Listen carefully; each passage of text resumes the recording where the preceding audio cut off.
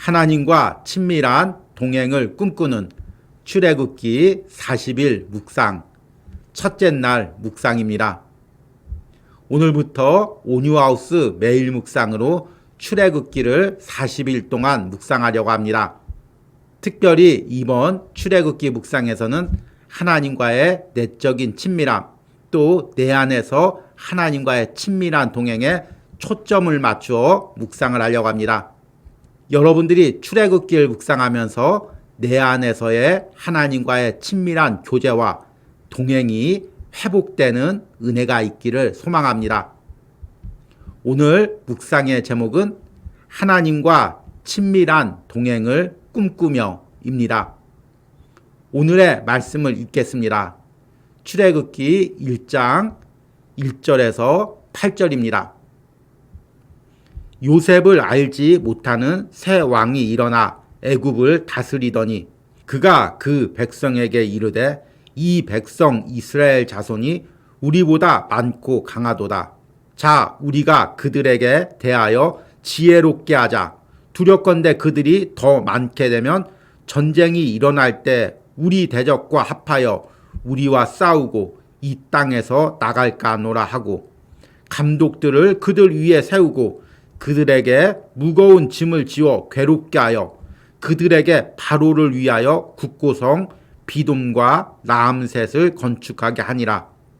그러나 학대를 받을수록 더욱 번성하여 퍼져나가니 애굽 사람이 이스라엘 자손으로 말미암아 근심하여 이스라엘 자손에게 일을 엄하게 시켜 어려운 노동으로 그들의 삶을 괴롭게 하니 곧 흙 이기기와 벽돌 굽기와 농사의 여러 가지 일이라. 그 시키는 일이 모두 엄하였더라. 아멘. 오늘의 묵상입니다. 한 여직원이 큰 기업에 취직을 했습니다.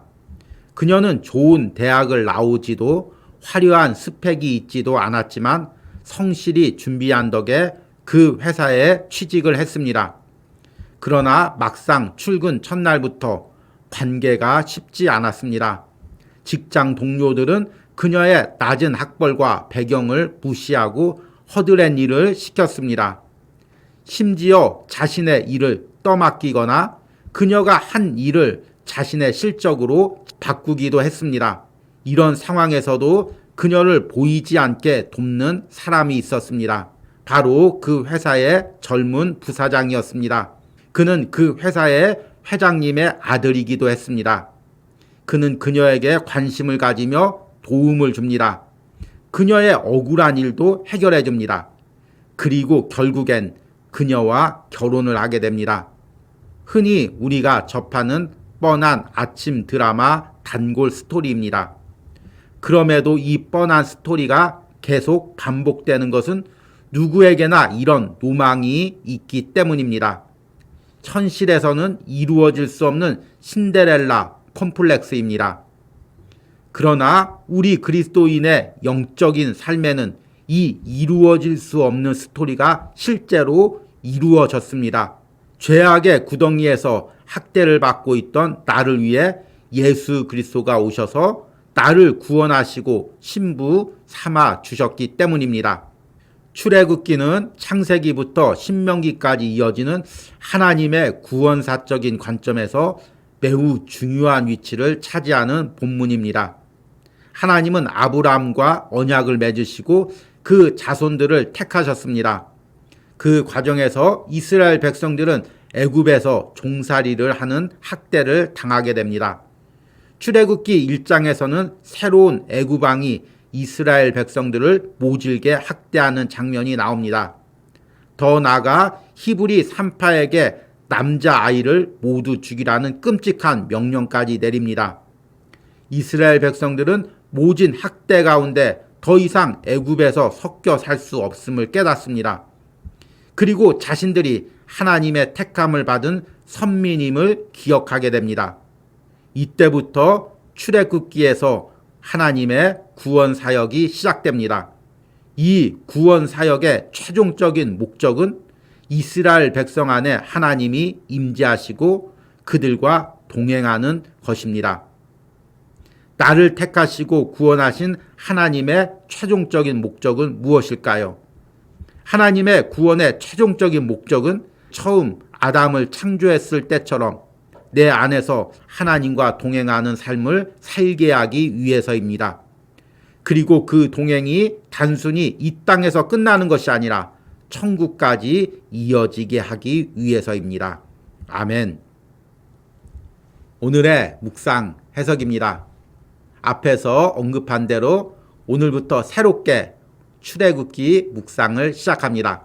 온유하우스에서는 매년 성경 말씀과 신앙 도서를 번갈아 가면서 묵상하고 있습니다. 올해 상반기에는 창세기와 요한복음을 묵상했고 하반기에는 출애굽기부터 묵상을 시작하려고 합니다. 구약 성경 묵상 때는 하루에 한 장씩 묵상을 하려고 계획을 하고 있습니다.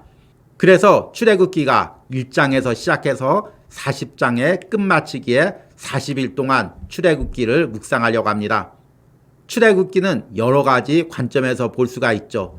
가장 먼저는 창세기에서 아브라함으로부터 시작된 하나님의 구원 사역이 출애굽기에서 이스라엘 백성을 통해 어떻게 이루어 가시는지 구원사적인 관점에서 묵상할 수가 있습니다.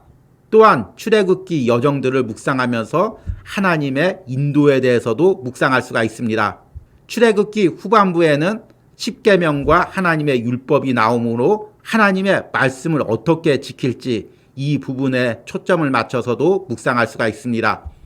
그러나 이번 출애굽기 묵상에서는 하나님과 나와의 내적인 친밀함에 대해서 묵상해 보려고 합니다. 우리는 올해 초에 창세기를 묵상하면서 하나님께서 타락한 세상 가운데서도 하나님께 예배할 수 있는 한 사람을 찾으신다고 말씀을 들었습니다. 그리고 그 한 사람이 아브라함이었고 이삭이었고 야곱이었고 요셉이었습니다.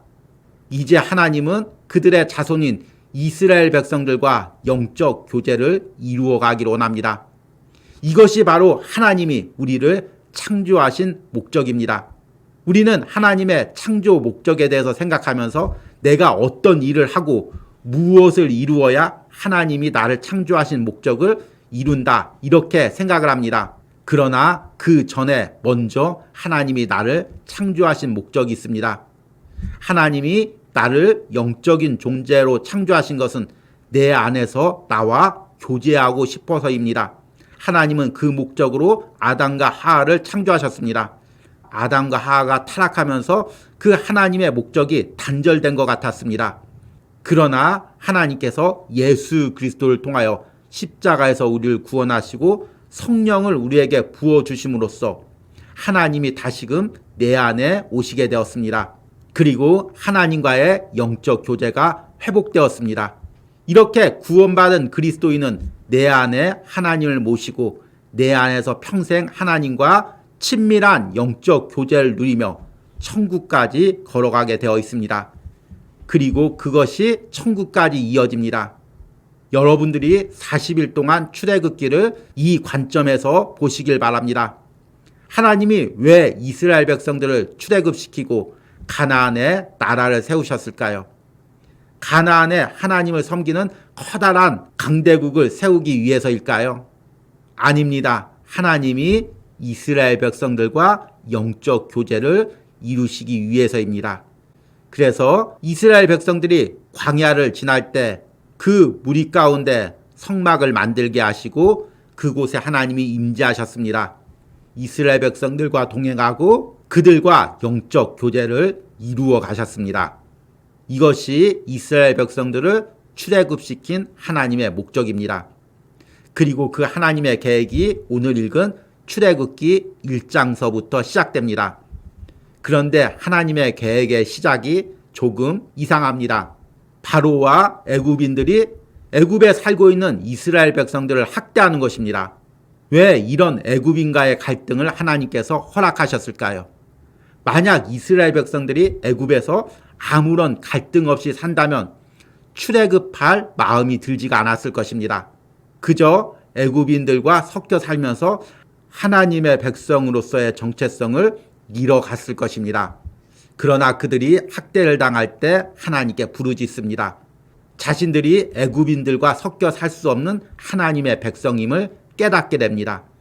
그리고 하나님과의 동행을 꿈꾸며 출애굽의 여정을 시작합니다. 이것은 우리 삶에도 똑같이 일어나는 일입니다. 여러분들이 세상에서 아무런 문제가 없고 승승장구한다면 하나님을 찾을 수 있는 사람이 아무도 없을 것입니다. 때로는 우리가 세상에서 학대와 어려움을 당할 때 하나님을 찾고 하나님과의 동행을 꿈꿉니다. 그리고 그런 간구 가운데 하나님께서는 우리를 구원해 주십니다. 이것이 바로 예수 그리스도를 통해서 우리를 구원하고 하나님의 자녀 삼아 가시는 과정입니다. 이 과정을 오늘 묵상에서는 재미있게 흔한 드라마의 한 장면을 신데렐라 콤플렉스와 관련하여 말씀을 드렸습니다. 그러나 신앙 안에서 이것은 드라마도 아니고 콤플렉스도 아니고 환상도 아닙니다. 우리의 영적인 삶에 실제적으로 일어난 일입니다. 지금도 하나님이 내 안에서 함께 하시고 나와 동행하십니다. 여러분들이 출애굽기 묵상으로 이 은혜를 누리시기를 소망합니다. 오늘의 적용과 기도입니다. 내가 세상에서 살면서 이스라엘 백성들처럼 당하고 있는 학대와 고통은 무엇이 있습니까? 이 과정에서 나는 어떻게 하나님과 가까워지고 있습니까? 내가 세상에서 이스라엘 백성들처럼 하나님의 도우심과 구원을 경험하게 하시고 이를 통해서 하나님과의 영적인 교제를 회복하게 해달라는 기도를 드리시기 바랍니다. 우리 함께 기도하겠습니다. 하나님, 9월 첫날부터 출애굽기 묵상을 시작할 수 있는 은혜를 주심을 감사합니다. 오늘 출애굽기 1장에서 이스라엘 백성들이 애굽에서 섞여 살다가 그들에게 학대를 당함으로써 다시금 하나님을 찾고 하나님의 백성으로서의 정체성을 회복하는 과정을 묵상했습니다. 하나님께서 나를 향한 계획이 있습니다. 내 인생을 인도하시려는 목적이 있습니다. 내 안에서 나와 동행하시려는 섭리가 있습니다. 그러나 내가 그동안 세상에 섞여 살면서 그 하나님의 목적과 섭리와 계획을 깨닫지 못하고 세상 사람들과 같이 살았음을 고백합니다. 이제 출애굽기를 묵상하면서 이 하나님의 계획과 섭리를 볼 수 있는 은혜가 있기를 원합니다. 그리고 내 안에서 하나님과 친밀한 영적 교제를 이루어 가기를 원합니다. 이런 은혜를 40일 동안 출애굽기 묵상에 동참하는 모든 심령들과 그들의 삶에 허락하여 주시옵소서. 예수님의 이름으로 기도했습니다. 아멘.